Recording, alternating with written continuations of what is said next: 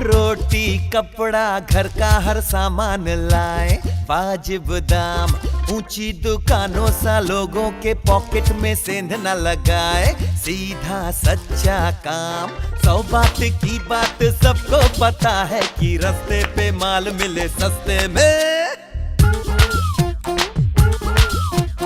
Public की सेवा अपना काम, मुंबई में फेरी वाला नाम।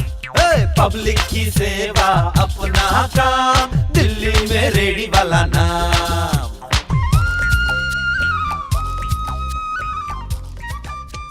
Street vending as a profession has been in existence in India since time immemorial.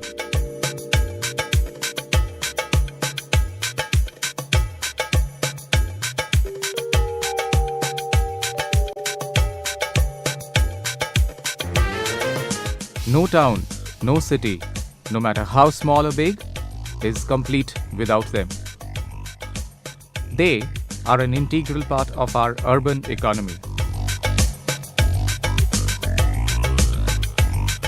It is estimated that there are around 10 million street vendors in India, but unfortunately, none of them have been given their due.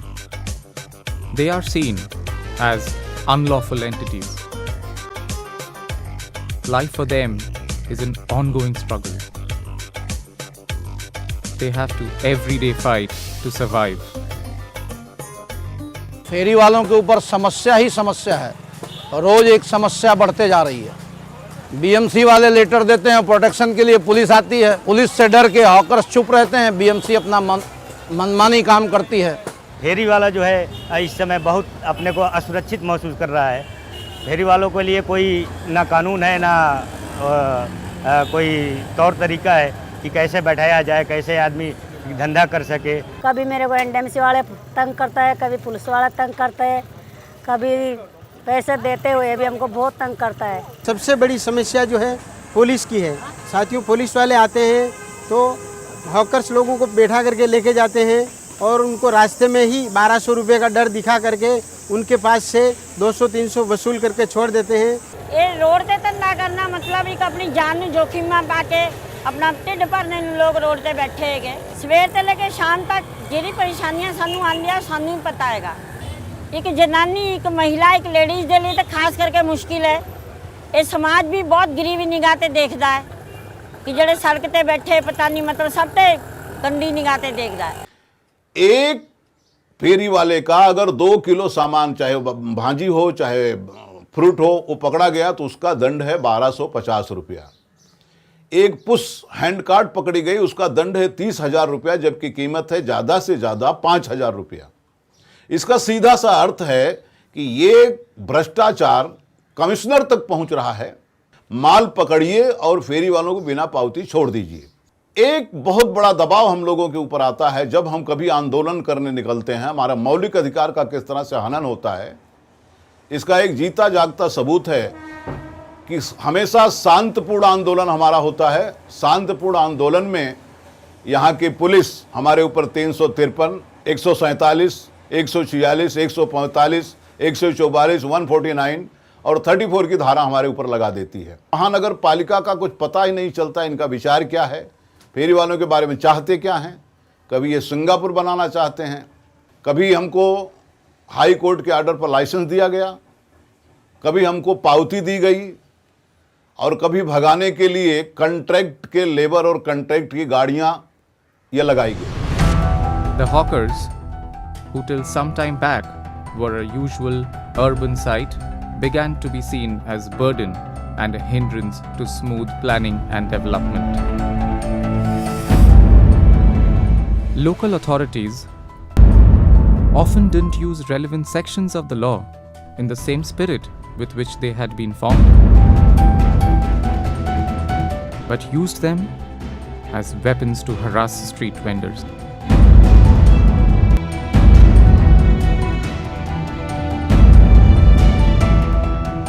Life looked bleak for these people.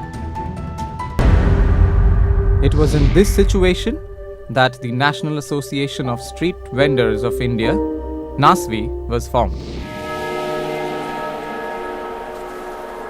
NASVI का शुरुआत जो है 1998 में एक network के रूप में हुआ था। ऐसा महसूस किया जा रहा था कि जो भौगोलिकरण का प्रक्रिया चल रहा है, उदारीकरण का प्रक्रिया चल रहा है और जो शहरीकरण का बढ़ावा हो रहा है, उसमें रेहड़ी पटरी वाले या स्ट्रीट वेंडर्स के ऊपर बहुत किस्म का हमला हो रहा है। शहरों में उनको गंदगी की निगाह से देखा जाता है, शहरों में समस्या की निगाह से देखा जाता है।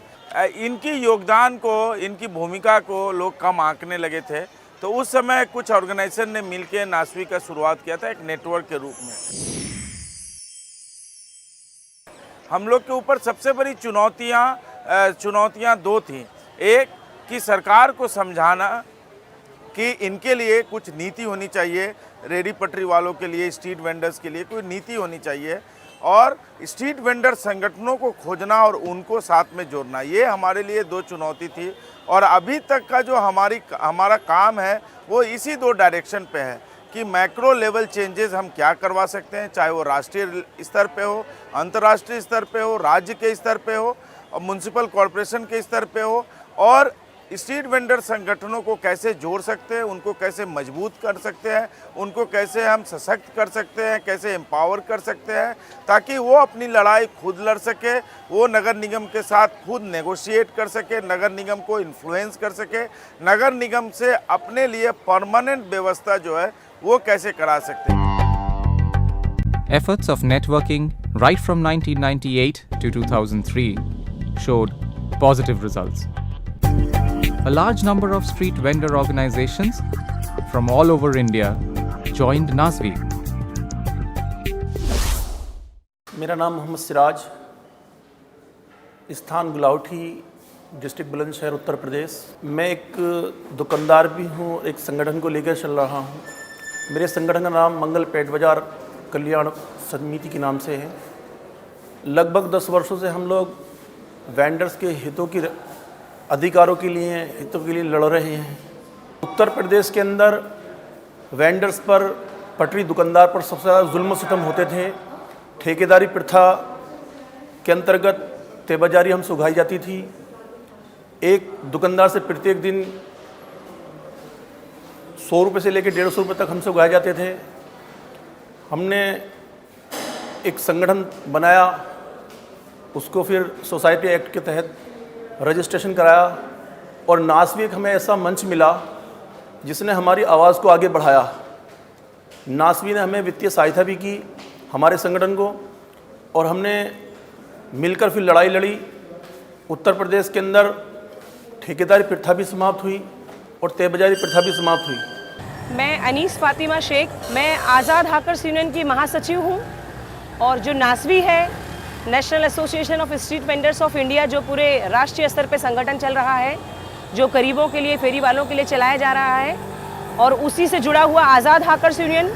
नासवी एक राष्ट्रीय स्तर का संगठन है जो हर राज्य के फेरी वालों को मोटिवेट करता है, उनको सहयोग करता है। NASVI time gave a unique opportunity to the street vendors. An opportunity to be a part of a federation where the decision makers were they themselves.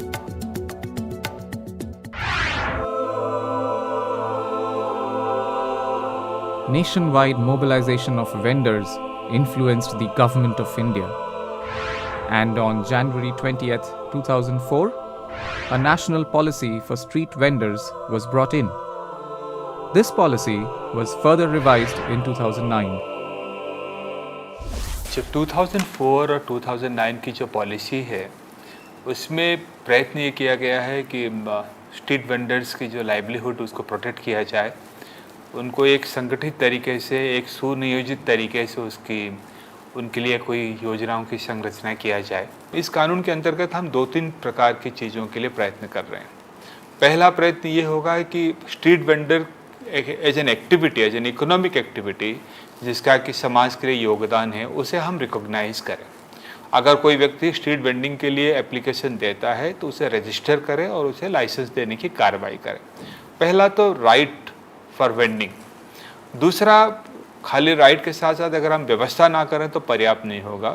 तो ये मैंडेट किया जा रहा है कि सारे म्यूनिसिपैलिटीज़ में आप वेंडिंग जोन्स निर्धारित करें, वेंडिंग टाइम्स निर्धारित करें। आवश्यक हो गया है कि हर जोनल प्लान में, हर सिटी प्लान में स्ट्रीट वेंडिंग के लिए जोन्स निर्धारित करें, उनके लिए स्थान आरक्षित करें। तीसरा प्रयत्न ये होगा कि हम जो स्ट्रीट वेंडर की अलॉटमेंट है, उनको जो समस्याएं हैं, उसको देखने के लिए एक स्ट्रीट वेंडिंग कमेटी का निर्माण करें, जिसमें कि कम से कम 40% सदस्य स्ट्रीट वेंडर में से नियुक्त हों, ताकि वो लोग खुद अपना इंटरेस्ट वॉच कर सकें। चौथा चीज़ हम ये भी प्रयत्न कर रहे हैं कि जब आप इस प्रकार की उनको सिक्योरिटी दे दें तो फिर उनको पुलिस तथा म्यूनिसिपैलिटीज़ के द्वारा अननेसेसरी परेशान ना किया जाए। अब 5वां एंगल ये है कि हम भारत सरकार के स्तर पर तथा राज्य सरकार के स्तर पर, दोनों स्तर पर ये प्रयत्न करेंगे कि उनकी खुशहाली के लिए कुछ योजनाएं बनाएं, जिसमें कि उनको व्यवसाय करने में सहूलियत हो।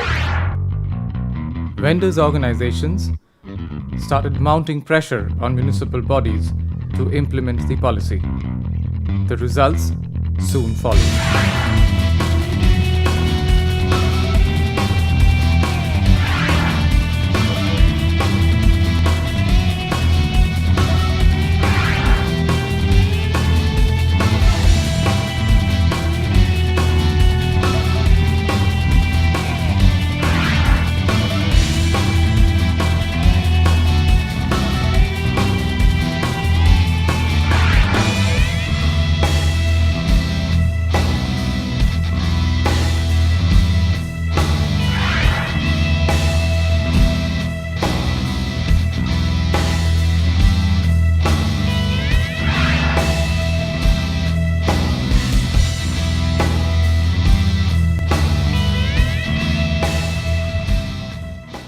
These results did show a positive change, but it was not sufficient.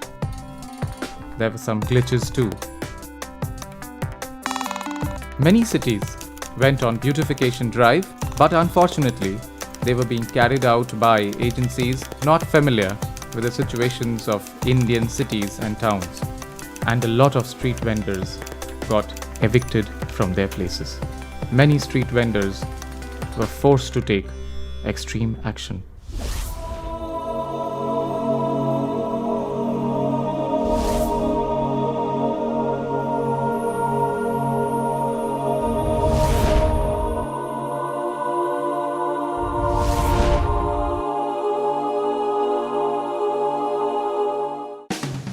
NASB in 2009 decided to fight for both policy implementation as well as enactment of central law. Soon, in several states like Chhattisgarh, Madhya Pradesh, Rajasthan, Jharkhand, Uttarakhand, Uttar Pradesh, and Bihar, state governments made laws and policies in favor of street vendors. October 2010 verdict of Supreme Court of India ruled that the vendors had fundamental right to carry on their business, and this right must be protected by the law. The right of hawking on the streets is a part of fundamental right of a hawker. Government, which is a welfare state, the government has to ensure that everybody has an equal opportunity of livelihood. Those who are making out their living, and in doing so they are exercising their fundamental rights. The restriction on those rights can only be imposed by law, and the law will be such that the right does not get extinguished. And if they find that if the restriction imposed by law is unreasonable, then the person whose right is infringed can come to court. And that is not all. A 10-member NASB delegation met Kumari Selja, Minister of Housing and Urban Poverty Alleviation, on 24th November 2010 to put forth their demands. NASVI took up the issue of central law with UPA President Sonia Gandhi-led National Advisory Council. In May 2011, National Advisory Committee recommended for a central law to the Government of India. In November 2011, the Attorney General gave his opinion in favor of central law for street vendors.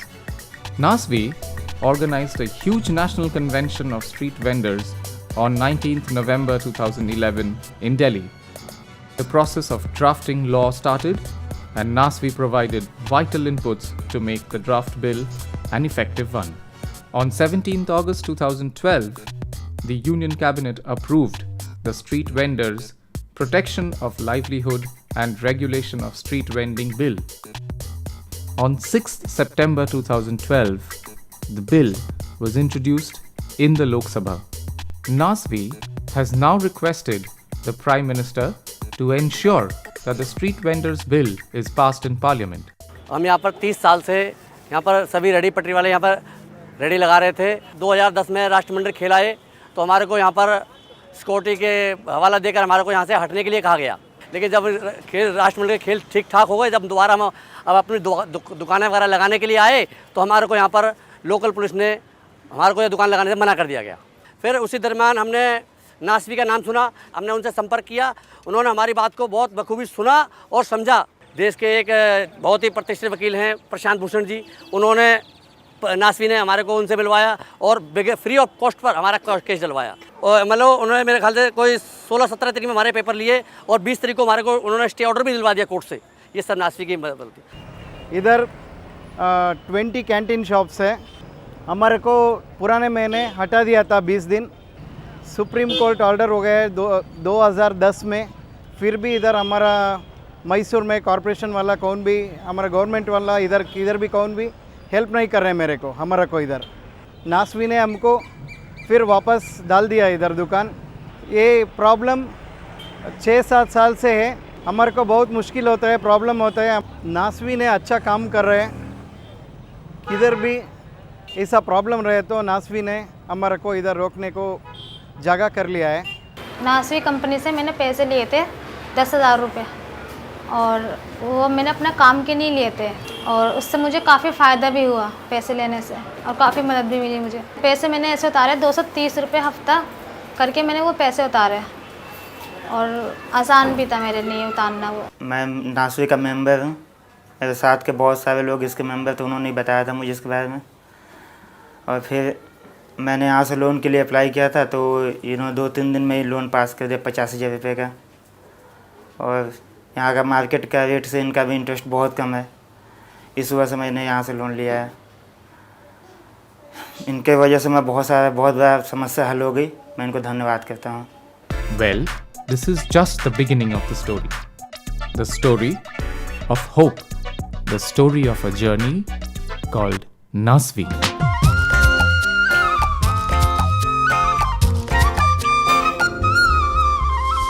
बीते कल के जैसा ना होगा कल जो ये है आने वाला।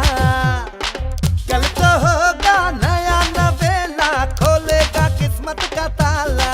ये दिलासा दिया नाज़वी ने, है भरोसा बड़ा नाज़वी पे। हिम्मत हो, मेहनत की ताकत हो, फिर तो बन जाए सारे काम। ऊंची दुकानों सा लोगों के पॉकेट में सेंध न लगाए, सीधा सच्चा काम। 100 बात की बात सबको पता है कि रास्ते पे माल मिला सस्ते में। पटना में फुटपाथ दुकानदार नाम, कलकत्ते में हॉकर नाम, भाई मुंबई में फेरी वाला अपना नाम, दिल्ली में रेडी वाला नाम, अहमदाबाद में लाड़ी गल्ला अपना नाम, जयपुर में ठाड़ी ठेला नाम, लखनऊ में पटरी वाला अपना नाम, चेन्नई में व्यापारी गल